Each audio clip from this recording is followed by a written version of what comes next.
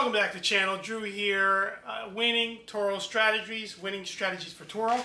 And we're going to talk about using the state sales tax trade-in credit as a hack when you're purchasing new vehicles for Turo. So, look, I've been using this hack, if you will, since my second vehicle on Turo. So I feel like I've gotten pretty good at it. But I purchased a vehicle last month to where by the time I get finished, I will have potentially a triple tax credit and eventually a fourth tax credit. And I'm going to tell you how I pulled this off and see if maybe it's something you can learn from, how to take advantage of these type of opportunities, and maybe you could actually implement something in your purchasing next couple years. All right, so the trade-in sales tax credit is not a secret. This is not something I'm going to blow your mind with. However, it's something that a lot of Turo hosts are not using in their purchasing strategies. And it's applicable to the majority of hosts. Now, there is 8 states that do not allow a sales tax credit. And the ones that I know of are California, Hawaii, DC, Kentucky, Michigan, Montana, Virginia, and Wyoming. Those are the only 8 that I know of that you don't get a sales tax credit. So, if you live in the other 42 states, you should be using this as much as possible when it's applicable to what type of cars you're trying to purchase. The way that I've used it in the past is usually I'll purchase a car not quite new. So usually very low miles, 3,000, 5,000, 8,000 miles. Usually only a year or two old. I'm eliminating the paying freight on the vehicle, but I'm getting a vehicle practically new. Then I'll rent the vehicle for 2 to 2.5 years and trade the vehicle in while it's still under manufacturer's warranty or just out of manufacturer's warranty. Kind of like the rental car companies do. If you ever look at Enterprise or Hertz or any of them, they keep them till 36,000 miles and they trade them in. And there's reasons for that. But when you trade them in at that timeline, the cars have very good retail value. So dealerships want those trade-ins. They'll usually give you top dollar for them. It doesn't take a lot to get a couple different quotes from CarMax, Carvana, Vroom is another one, and then take it to the dealership that you actually want to purchase a car from. And you can use a really aggressive trade-in value on the car in addition to the sales tax credit. And what that means is you don't pay sales tax on whatever the trade-in value of the car. So if I'm purchasing a car that's $30,000 or $35,000 or $40,000, then I want to try to trade in something as close to that amount as possible. You know, if I'm buying a car at $30,000, I want to trade in the car, you know, somewhere between $20,000 to $25,000 or $30,000, and I virtually can eliminate the majority of sales tax on the new car purchase. And I've been doing this since my second car in the Turo business, so I've gotten pretty good at it, but I've never been able to pull off what I did recently, which was purchasing a vehicle that'll end up getting a triple tax credit and eventually a fourth tax credit in the future. So let me tell you how that worked out.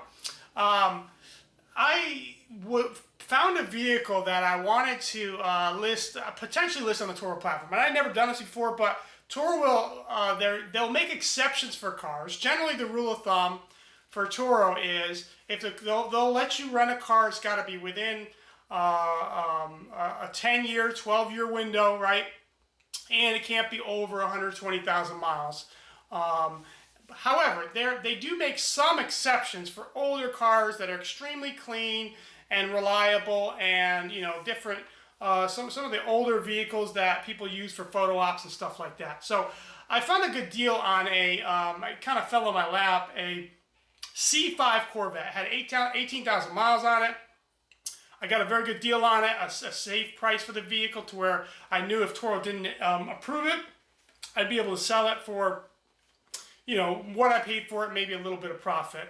So Turo was kind of, it was taking longer to get approved on a platform than I wanted.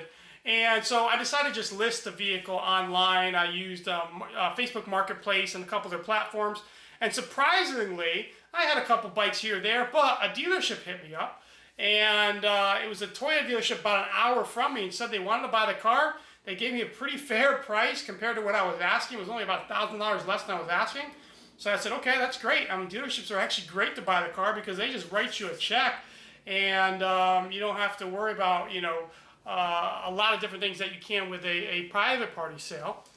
So I said, look, all right, I'll bring the car up to you. I want to look at whatever you have in stock and see if maybe there's something there I'd like to purchase.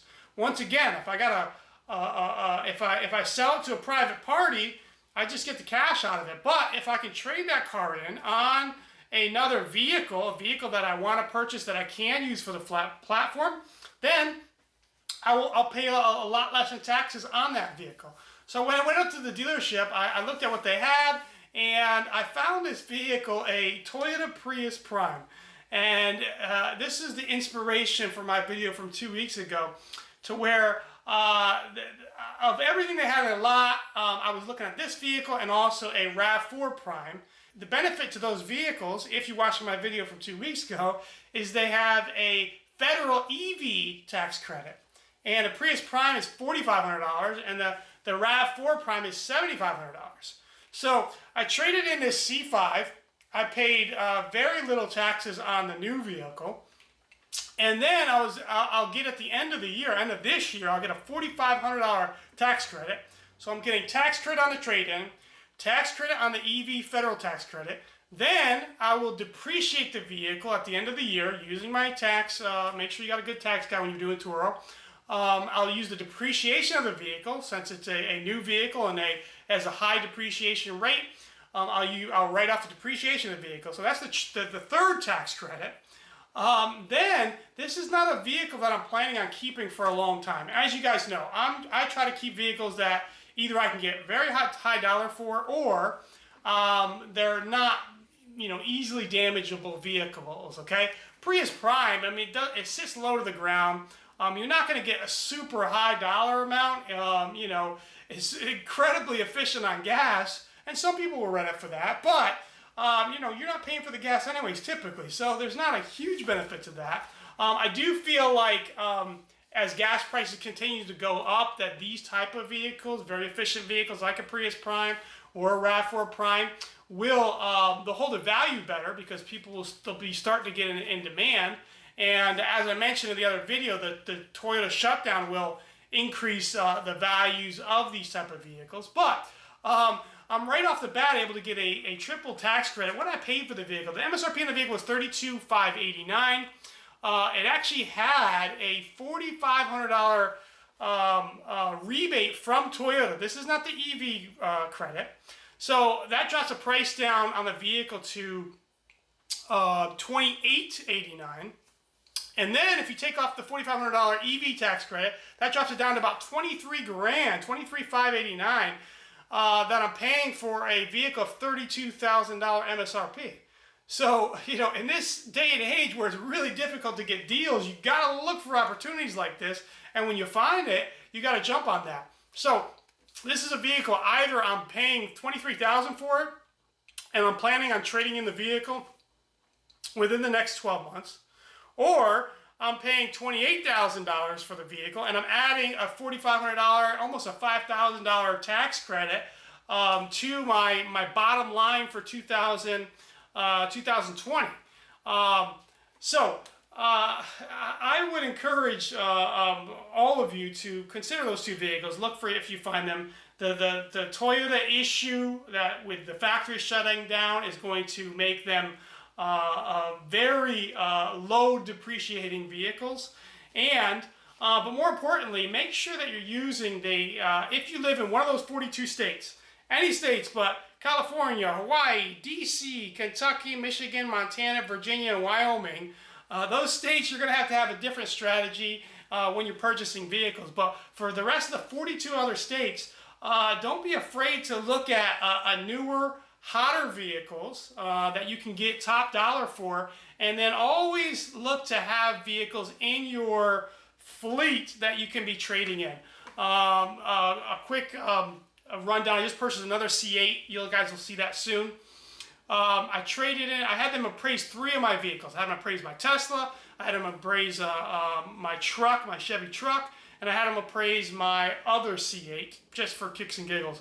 But of those 3 vehicles, the best appraisal they gave me, not surprisingly, was buying it from a Chevy dealership was the Chevy truck. And so they gave me top dollar on that, and I was able to take that, get a second appraisal, get them to bump that $2,000, get the tax credit on the trade-in, and then eliminate a lot of the taxes that I would have paid for the C8. So you can use this over and over and over and over again. You know, why is it fair that the state can sell a vehicle, brand new vehicle, they charge full sales tax for it, that customer trades it in 3 years later, they get full sales tax again, that customer drives it for 5 years, sells it private party, they get full sales tax again. You know, the state will get a sales tax on a vehicle 4, 5, 6 times in that lifetime of the vehicle. Well, we need to try to use the tax system, if you live in one of those states, to your advantage as well. And so you can do it the same way, and I encourage you to do it too, especially when you're targeting some of these newer vehicles that we've talked about, the Bronco, you know, the Ford Maverick, you know, a Cybertruck, some of these other vehicles that are coming up that you're going to be paying, you know, a good chunk of money on a newer vehicle. And if you can use tax credits in your fleet of lower performing vehicles and save yourself money moving forward, that can add to sometimes up to $3,000 on your bottom line. So most of your all's sales tax is between 5 and 8%. That goes up to 9% I've seen, like in New York and so forth. And so that can add up to be a lot of money if your state allows it. So take advantage of it. And you gotta, in this game, Turo is a game. In this game, you gotta be smart. Use it every advantage that you can to add those extra $1,500, $2,000 to your bottom line. Can mean a lot when you're doing it over and over and over again. So I hope this is helpful. Until next time, Turo's a game. If you're gonna play the game, know the rules, play smart, and have fun while you're doing it. I'm out, guys. Thanks.